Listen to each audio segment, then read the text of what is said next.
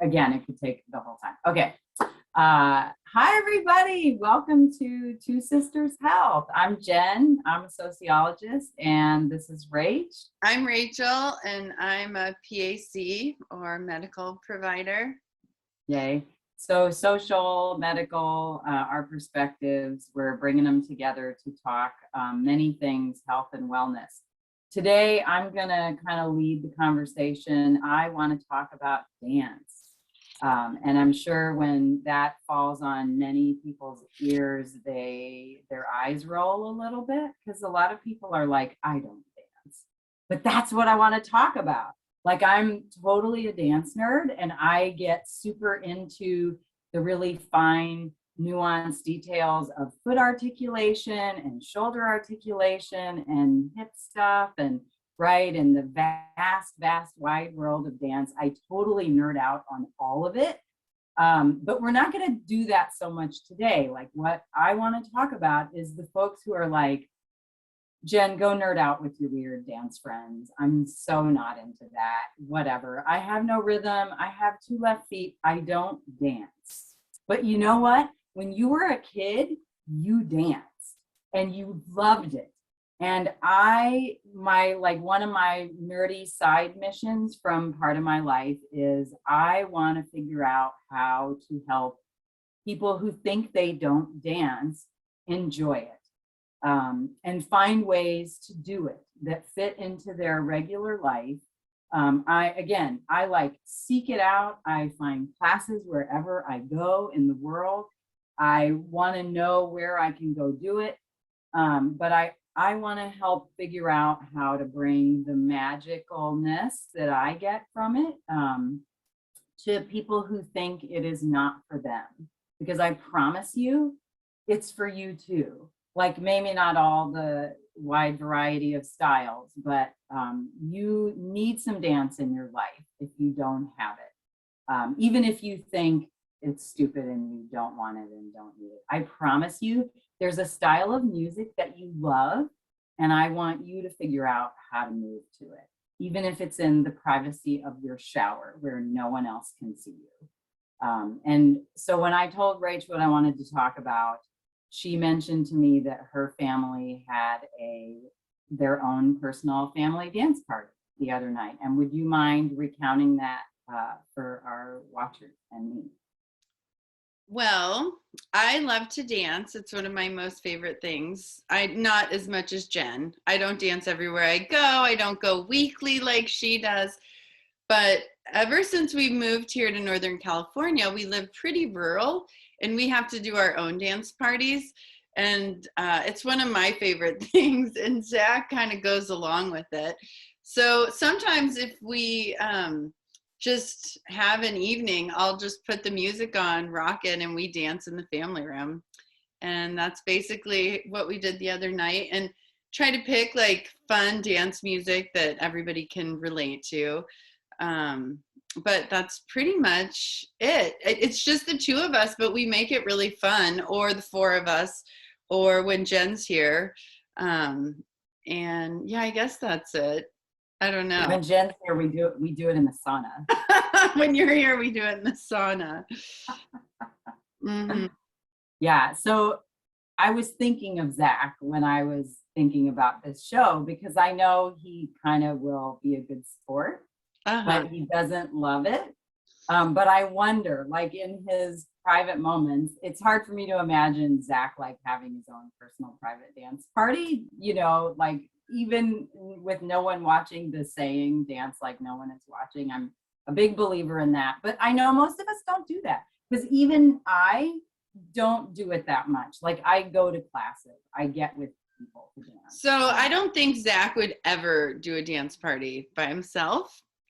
He likes when I do, because he likes that I'm weird and will have a dance party by myself, but it wouldn't be his choice. But yeah. we have fun. I mean, I think he just basically likes to see me happy, and so that's mostly what that is. Do you think he enjoys it at all? Yes. He's gone out dancing with us in Portland, and he dances. Yeah, he does. In his own way. We tease him that, he's kind of like offbeat and like, he But doesn't have a lot of but he experience. totally has rhythm. He's a drummer. Like That's that's the true. thing, that people think they don't have rhythm or they True. can't move their Yeah. bodies. But I think, and he's a heck of an athlete, right? Zach is really coordinated and balanced. And this will probably never happen. Maybe it could be a show. I'll probably never get my hands on Zach to do some dance tutor, mentoring at all. But I bet he has mad rhythm, and that, if we could ever get him to kind of spend some energy on it, he would be amazing. Yeah, I think that for a lot of people, it's really just letting their guard down to be Mm-hmm. able to dance. People maybe aren't good at it because they don't feel comfortable. So the whole time they're a little bit looking around and maybe trying not to move as much as they feel because they're not sure how it looks. And so probably that has a lot to do with it. Just feeling awkward and self-conscious. Exactly. Yeah, I think you're right. I was at a few families that I know had decided to do a family dance party at a space. They had never done this before, but they were like, this would be fun. And I'm like, why didn't I think of that? Yes, it would be fun. Let's do that. And I didn't know so many of the folks very well there. So they were kind of new friends, and there were kids there, there were parents there. Even I felt kind of awkward because free dancing is a different thing. Like I'm very comfortable in a class that even if I'm not following confidently, everybody's trying to do it too. And so I'm totally comfortable in a class setting. You throw me into a room with folks I don't know very well. Also, they kind of did Christmas lights in the space. I actually prefer dark clubs because you get that sort of privacy of not having very high light, to just sort of try things that you think might look awkward or not awesome, but you don't care because it's dark. And of course there's a lot of drinking in a lot of those environments, and so that kind of helps people loosen up. So even people who are sort of hesitant might be willing. But this space was Christmas lights, but I almost felt like the light was still a little bit too bright for people who are really hesitant. But one thing I love about family dance stuff, and I don't see a lot of it, but I, here and there I'll see signs for family dance nights or whatever. You can even get dads to jump in on those stuff. And a lot of times dads kind of hug the wall. Mike, my husband, will dance. He enjoys dancing. He's good at dancing, like we do dance together out. But a lot of dads kind of hug the wall. It's not their thing. The last time I went to like a dance club environment, not the last time, but it was kind of the last time pre-pandemic that I went to a dance club environment with a friend. I went by myself. The kids stayed home with Mike.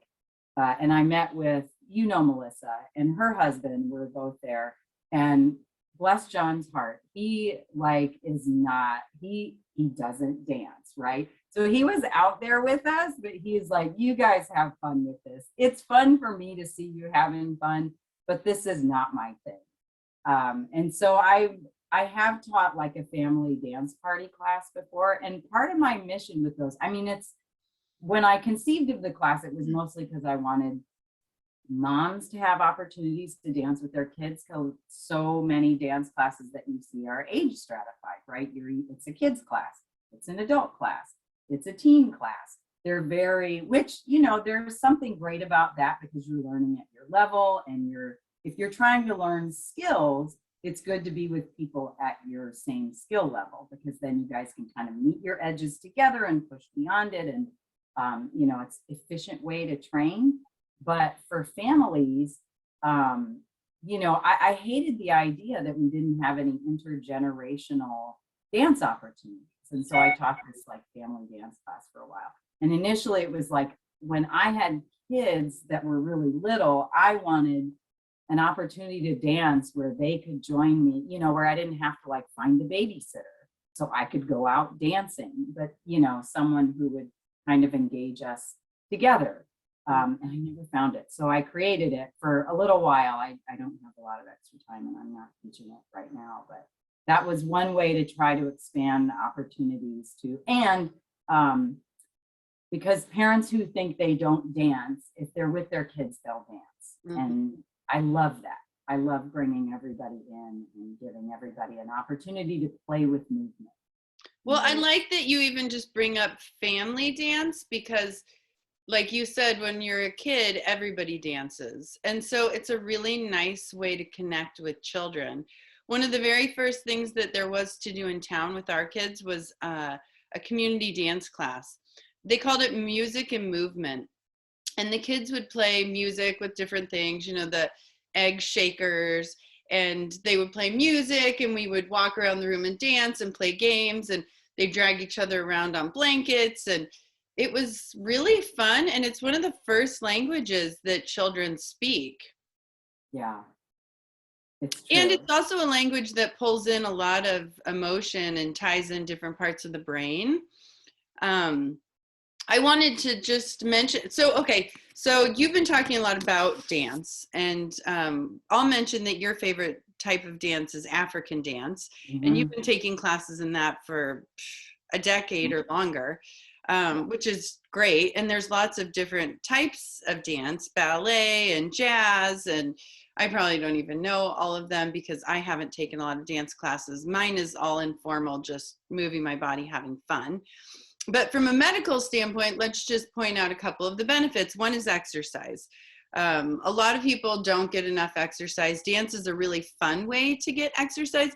And in fact, you kind of brought this up when we were talking about this before taping. Zumba is one of the most accessible dance activity exercise things around. Do you want to comment on Zumba for a minute? Yeah. I'm very impressed with Zumba, actually. It's so popular. You can find a Zumba class, and Zumba is, it's a trademarked method of teaching kind of cardio dance fitness classes. You become, certified by the company. I guess the company is called Zumba. I actually don't know. I have taken a few classes years ago. I'm a super dance nerd, and I'm a little bit of a snob. So, but we won't get into that. Ignore my snobbiness. It's not okay. It's when you've been studying dance for many, many years, I don't want to go down that road. Anyway, Zumba is awesome. Like, I am so impressed with what they've done. They have this awesome model where you learn actual dance steps, social dance steps that you would find in clubs and Latin clubs, salsa steps, and all kinds of real dance steps that you would learn if you took ballroom classes, if you took salsa lessons, if you took rumba lessons. And they allow the teachers who are certified to teach these classes, and there's like a pretty set format, which I think works really well. There's a warm-up, and you learn some choreography, which challenges your brain, and it keeps you really engaged, and you're sweating while you're doing this, and you're really learning dance classes. And everybody knows what Zumba is, right? You can find it in any town that you go to. Tiny towns have a Zumba instructor. Yeah, go ahead. Interject and just say that I took a Zumba class, and it was so hard. I felt like I had 2 left feet. I thought I was going to sprain my ankle and throw out my back, and was at the very back of the class and was like, how does everybody know these dance moves? So not a dance snob, thought it was really hard. I mean, it was fun, but I was shocked at how difficult it was. And I thought to myself, am I getting dementia? Like, I can't get these rhythms. Like, okay, left and then right and then twist and step. I mean, it was hard. So it challenged my brain as much as my body, I felt like. Yeah. Cardio dance fitness classes almost always follow a Zumba type of a format. Like, to be a Zumba instructor, you have to follow you have to buy into that and get certified and all that stuff to call your class a Zumba class. But you can find cardio dance fitness everywhere too. And I don't want to say it's the same thing, because it's not exactly the same thing, but very similar. And I actually weekly now have been taking one myself. I have a bum knee. Zumba? It's not Zumba. It's actually called Oh, something else, but it's like a cardio dance fitness. It's a very simple, it's actually, the teacher is more, she's a hip hop instructor. And so she runs it in a similar format, but mostly the steps are hip hop steps rather than got it. Latin dance steps.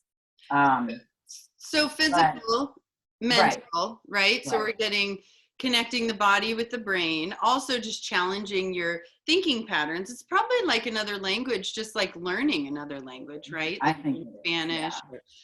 or Italian. It's athletic, right? I mean, if you learn a sport, you learn the subtle articulations to perform your sport in the correct way, and you do the same thing with dance. Probably helps with balance, so it reduces falls, improves bone density. Yeah. All of those are benefits. I mean, the cardio is a given. So I wanted to point out another benefit of dance and exercise, and I'm going to note a book because that's like how I think of things. So this is a book that I read not too long ago. Mm-hmm. Have you read this book, Jen? I've read parts of it. I haven't read it cover to cover, but I yes. thought I saw it on your bookshelf because I remembered I was like, I want to read that book, and then it might be backwards in the video. No, I see it, but maybe in the thing it will. So Kathy, Zach's mom, let me borrow it. It is such a good book. If you haven't read it, I highly recommend it. It's all about trauma in the body. The guy who wrote it's a psychiatrist, and he's studied veterans from the Vietnam War primarily, and talked about how to manage their PTSD. PTSD was probably his biggest focus with this book, which is pretty timely because I think a lot of people are dealing with PTSD post-pandemic. And what was so fascinating to me is that he studied all these different ways to manage trauma. And he's a researcher, but also a practitioner. And by the end of the book, he really states that, you know, all of his career and all of his findings and research and studies, the thing that helped the most were techniques he never would have thought of, like theater and dance. And that you don't necessarily heal trauma by replaying it in your brain the way kind of we think of this, go into therapy and analyze it and talk about it and think about it and revisit it. And he said, you know, the best way that he found, and maybe not best because everyone has a different path and some people need to do both and at different times. And so of course, work with a professional if you're dealing with serious PTSD, and you might even need medication. But he said that one of the most powerful things that they found was putting people into things like dance classes, theater, music, singing and dancing, and that it connected the different parts of their brain. The part where the trauma lived was able to be released and move through. So you can actually dance out your traumas and fears and re-experience them in a way that allows growth and movement. So when trauma gets stuck somewhere in the brain, it keeps coming out over and over and over, and it will respond in like lashing out or making bad behaviors or, you know, unhealthy patterns or behaviors when the trauma is sitting there buried and it just keeps resurfacing just enough to kind of sabotage you and make your life miserable. And it's just kind of smoldering. And he found that getting people to act and dance, they were able to kind of, even though they didn't relive or re-experience the trauma, they were able to integrate it inside themselves. And instead of sitting and hiding it, kind of like spread out all over their entire bodies and move through their brains. And then they could live with it and in a healthier way. And it didn't take them over anymore. It's a little different than dance, but he had people doing like Shakespeare plays, and these people who maybe had been abused or lived through a war would then be this actor who would experience similar things, and they could give it perspective while still kind of re-going through it, and then they'd rewrite their script, right? So they'd tell a new story, and then they could integrate it into their lives. And it reminds me of dance. And he was saying sometimes the best thing that you can do for a traumatized kid is get them dancing. Even though it seems like that shouldn't work, it does. Same thing with art. So drawing, painting, that sort of thing. Sure. Dance is magical. I am sure of that. I'm actually getting excited. I'm going to go to California for a retreat in June, Oh, which is being hosted. The gentleman who's kind of the point person who's organizing it is Congolese. And I went to the same one last summer in June. For me, there's nothing better. Santa Cruz? It's in Santa Cruz. Yeah. Uh-huh. Yeah. Fun. Anyway, so one of the things about West African dance that I love the most, and that's there's so many different styles that have, come directly from and emerged, diaspora. From the diaspora, African dance has influenced dance styles around the world for many, many, many years. But my favorite that I've tried and the one I do the most is West African dance, mostly dance that I've learned from artists from Guinea.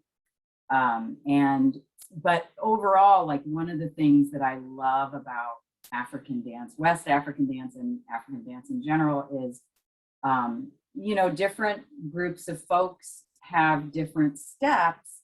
And in the 20th century, many artists kind of came together for bringing these different steps together, and you end up with kind of ballet style West African dance, which is, these steps they bring to the stage. And so artists kind of brought these steps from the villages to the stage and sort of expounded and expanded and integrated and, do the work that artists do, right? They innovate and they create.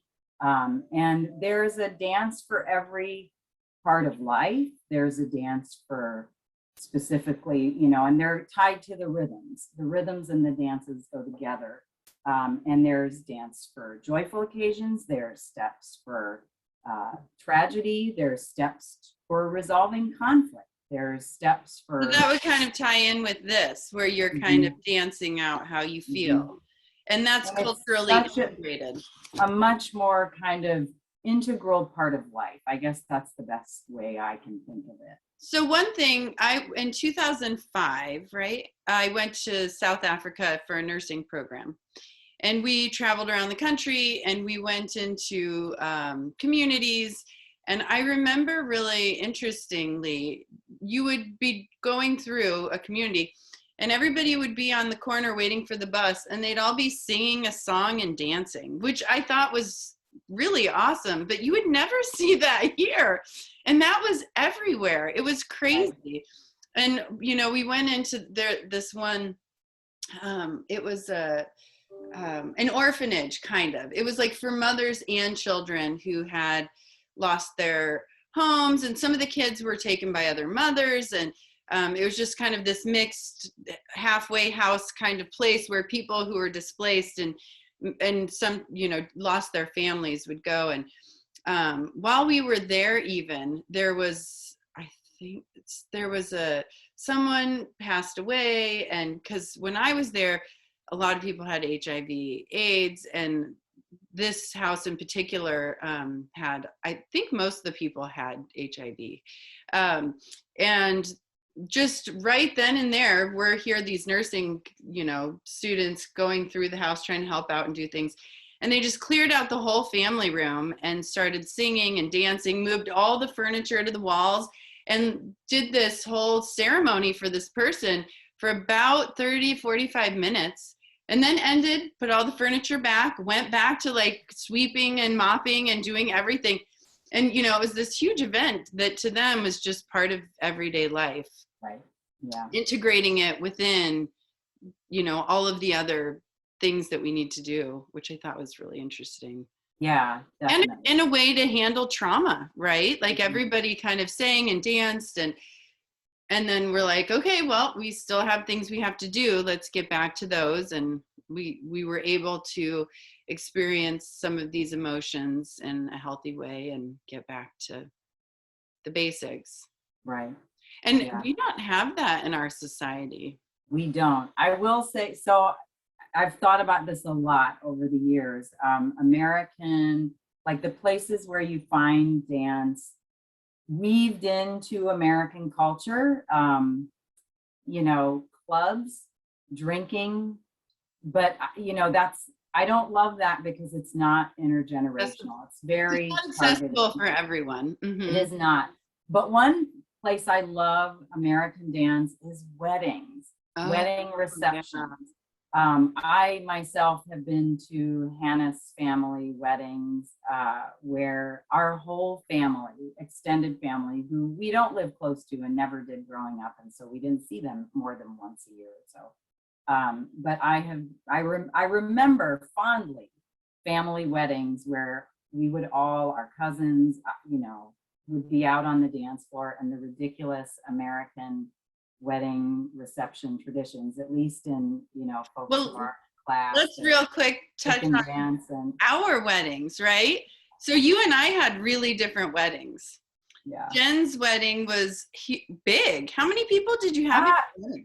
150 or so. Not a huge wedding, but big, And people came from all over. all over. Mhm. Like what, Texas, right? And Texas, Arkansas, Arkansas, Kansas. Oregon. Yeah. Yeah. And I don't know, probably further. And then my wedding was small, but far.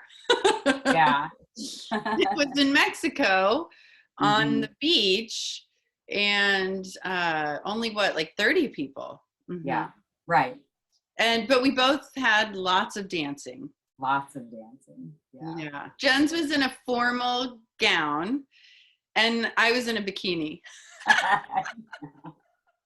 It's true. And in both cases, we danced all night. All night. That was so fun. So Yeah. fun. So I think we started at 9:07. It's 9:33. Oh, we're close. Yeah. Yeah. So do you want to bring anything else up with dance? I would actually, yeah. So since part of my mission is like engaging people who don't think that they dance.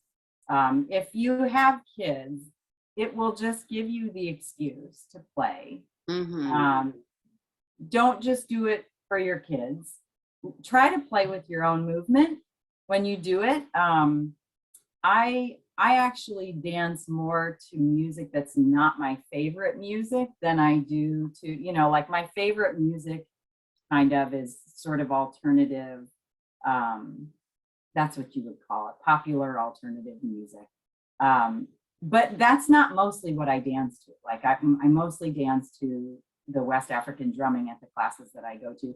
Oh, I will say I've started going to ecstatic dance. Oh yeah, you were saying which I've been curious about for a few years. I'm like, what even is that? I know. What does that mean, ecstatic? What's ecstatic about it? Well, what do they call it? I think I honestly don't know why it's called ecstatic dance. It's really just free dancing. So you're just kind of doing what your body feels with the music, and then you have a DJ. Like actually, I was struck by how similar to club dancing it is, but it is a little bit different. Like at least the one I've gone to, and I've only gone to this one group a few times, so it's new to me. And I've taken my teen daughter, which I love because these girls love to dance and they're not old enough to go to clubs, and there's not a lot of opportunity for adolescents to find free dancing opportunities, which I think is a tragedy, and I could actually probably do. Well, and I think ecstatic dance is always not, at least here, it's intergenerational. It's all ages. Right. There's no alcohol, no drugs. There's no alcohol. There's no alcohol at this space. And I was a little bit, you know, I'd never been before. It seemed like it would be a safe environment, but I was kind of on the lookout. I wanted to make sure that no one seemed creepy. I don't know how else to put that, but that's just true. And you know, my kids are usually the youngest. My daughter and her friend are usually the youngest, but not always. It is mostly adults, just kind of there. So I haven't been to the one here, but there's one here, and I got the impression there were kids at it, but I could be wrong about that. Yes, all ages are welcome, but just I think given like this one's on a Wednesday evening, also it goes until 9 p.m. right? So mostly kids aren't out with their families because they're sleeping at that time of evening. But yeah, it's kind of, I loved it. And it's popular with the yoga community. Almost Yeah, like meditation groups and chanting and stuff.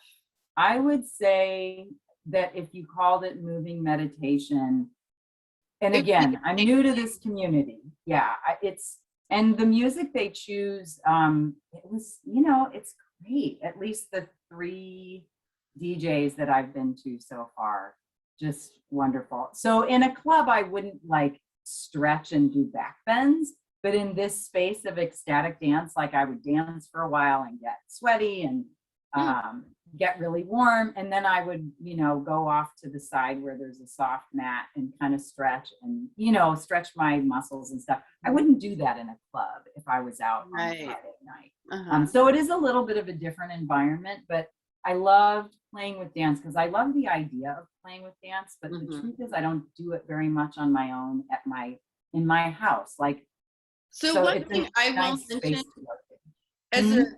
one thing I'll mention as a medical provider, I like to say sitting is the new smoking, right? People don't move their bodies enough anymore. And so, I also like to say a lot of times that there is a fountain of youth, it's exercise. And, trying to like get these short comments Right. to get people to understand without a long, lengthy discussion. So I always am saying to people, what do you like to do to move your body? And I'm shocked how many people say nothing because I like to move and do all these things. I'm like, really? You don't like to do anything? They're like, I like to read. I like to knit. Like it's all these sedentary things. So I'm always trying to encourage people to do something fun that they can look forward to, that they can do on a regular basis, because any real change that you make, Yeah. you have to enjoy, or Yeah. gonna, Or you won't do it. you won't do it. And if you do, you're going to be miserable. And that's almost just as bad, right? So dance is a way that you Yes. can usually have fun and play, and you can do it anywhere. You can Um, do it anyway. so, encouraging dance, I think, is really important. And when we first moved here, I went through a real adjustment phase because it was like, wow, there's not much to do here. One of the first things I did was I became a yoga instructor so I could do yoga myself, so I wouldn't have to go to classes. Granted, I love going to classes. I like the community. I like the interaction. I like the guidance, but I didn't necessarily have that here because we live outside of town. And, in the town I'm in, Gazelle, there's like 300 people, a post office, a 2-room schoolhouse, and that's it. There's a Grange. Sometimes they have pickup basketball and dinners, which is cool. But I had to learn how to do dance and yoga, and you can make it fun. I think our culture hasn't been centered around teaching us ways to do things in Right. our own home, but Right. it's certainly possible. And actually, one shift that I recently saw was COVID. Everything came into the home. I thought Right. that was really interesting, right? All of these classes became available online, and people started doing workshops and everything. For me, I was Mhm. like, oh, finally the rest of the world's on my schedule. But yeah, dance is a really great way to do exercise. And here's another piece from a medical perspective. A lot of people say I don't have time to exercise. Me either. So what I've started to do often is 4 push-ups, 5 sit-ups, jump rope a couple times. Like maybe all you have is 10-15 minutes. Well, if you do that 5 days a week, 15 minutes actually adds up. And so I'll encourage people, stretch on your 15-minute break, take a walk on your lunch. When you get out of bed in the morning, instead of just going to take your shower, do like 5 push-ups and 5 sit-ups and do a couple squats. The little small bits add up and create for healthy lives. So I'll add to that, very in line with what Rachel just said. Put your earbuds on, play your favorite song, just move to it. Even if you're just kind of stepping side to side with the beat, just allow yourself that space to play a little bit with movement in your body to music that you love. Mm-hmm. Yeah. And maybe that could be what we leave people with today. See if you can put your earbuds on for 15 minutes today Or And even 5, just 5, even if it's just one 5, song. 1 or 2 songs. Yeah. Yeah. Okay, I'm excited. I'm thinking about what I'm going to choose. So we have we did every Friday, and then it was like Sunday, and then it was Monday, Tuesday. It's hard. So we want to have a guest on here, but we'll think about coordinating with 3 people. I know. We'll I do know. I have 2 feelers out. I have one who's willing but traveling for work right now, and I've reached out to. I have a friend in Chicago who swims in Lake Michigan even when it's really, really cold. Ooh, that would Maybe be even interesting. especially then. And she posts these glorious pictures before and or after her swim. And after our conversation about the heat and the cold, I really want to talk to her about this. Okay, She's been good. doing this for years. And I'm just. Yeah, I have a few people that I have in mind also. It might be a little bit more medical, but that's good. A little variation. Right. We'll try. We'll see what this next week holds, but we'll start reaching out to people. It's great to see you, Jen. Thanks so much for your expertise on dance today. We scratched the surface. I know. We'll do it again. So So another class or another topic Jen talked about was yoga for everyone. So maybe that might be, if we don't get a guest this next time, we'll touch on it. That might be fun. All right. The social benefits of dance. I didn't even talk about that. Maybe that's obvious. Maybe that's okay to not talk about. Or we'll just more to come. Yeah. Well, I love you. I love you. Good to see you. And I hope you guys got something out of our discussion today and get your body moving. Enjoy the rest of your spring break. Bye, Jen. Bye, dear.